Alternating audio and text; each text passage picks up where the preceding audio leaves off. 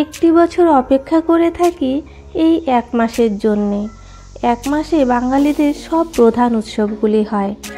দুর্গাপুজো থেকে লক্ষ্মী পুজো এবং কালী পুজো থেকে ভাইফোঁটা, এই সমস্ত কিছু এই একটি মাসেই হয়ে থাকে। তবে কি বলো তো, এই সারা বছর পর এই বছরে একটা পুজোও ভালো কাটেনি। দুর্গাপুজোতে তো মন ভালো ছিল না, আর এই কালী পুজোতে আবার শরীর ভালো নয়। তো যাই হোক, এখন এসেছি আমাদের এই পাড়ার প্যান্ডেলে। এটি হলো আমাদের পাড়ার পুজো।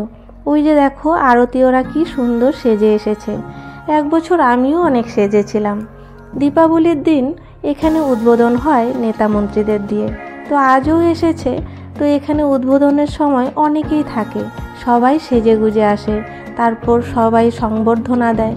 তবে আমি এসেছি এবার সুতির শাড়ি পরে, যদিও গত বছরও তাই করেছি। আর ওদিকে মাম্পি দেখো সবার সঙ্গে কি সুন্দর ওখানে ফটো তুলছে। আমি অবশ্যই সুতির শাড়ি পরেছি বলে যাইনি, তবে ও গিয়ে সবার সঙ্গে ফটো তুলেছে, আমিও একটু ভিডিও করে নিয়েছি। এখানে আবারও বক্তৃতা দেওয়া হচ্ছে। ওইদিকে লাইটিং করেছে, কিন্তু লাইটিং দেখাতে গেলে অনেক দূর যেতে হবে। আমি যে ভাড়া বাড়িতে থাকতাম আগে, সেখান থেকে লাইটিং করেছে।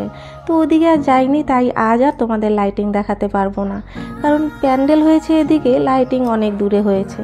যাই হোক, তারপর ওখান থেকে আবার চলে এসেছি শ্বশুরবাড়িতে। তো এখানে আবার বোম টোম ফোটানো হলো। তো জিম্মুও উঠেছে, তারপর ও তো ভীষণ খুশি ছিল। আর এদিকে এসে দেখি যে এখানে খিচুড়ি রান্না করার লোক নেই। ভোলার রান্না করার কথা ছিল, কিন্তু ভোলাকে আর খুঁজেই পাওয়া যাচ্ছে না। ও নাকি বাড়ি গিয়ে ঘুমিয়ে পড়েছে। তারপর আমি ওখানে রান্না করলাম, আর আমার সাথে সাহায্য করেছে সঞ্জয়দার বউ। দুজনে মিলে ঘ্যাট রান্না করে তারপর খিচুড়িটা বসিয়েছি। তো ভাবলাম ডাল ফুটতে ফুটতে একটু পুজোটা ঘুরে আসি, তাই এখানে একটু পুজো দেখতে চলে এলাম। এখন বাজে প্রায় রাত 2টো, আর সবেমাত্র পুজো শুরু হয়েছে। তবে এখন কিন্তু অনেক লোক রয়েছে।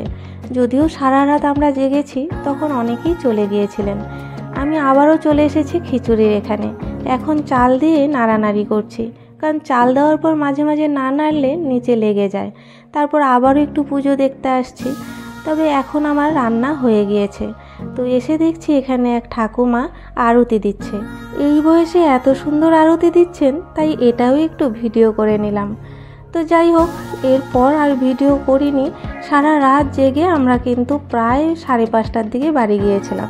তো চলো, আজকে এতটুকুই। ভিডিও ভালো লাগলে অবশ্যই লাইক করবেন, শেয়ার করে দিবে, আর আমার পাশে থেকে নিত্য নতুন ভিডিও দেওয়ার উৎসাহ দেবে। আজকে এতটুকুই, টাটা।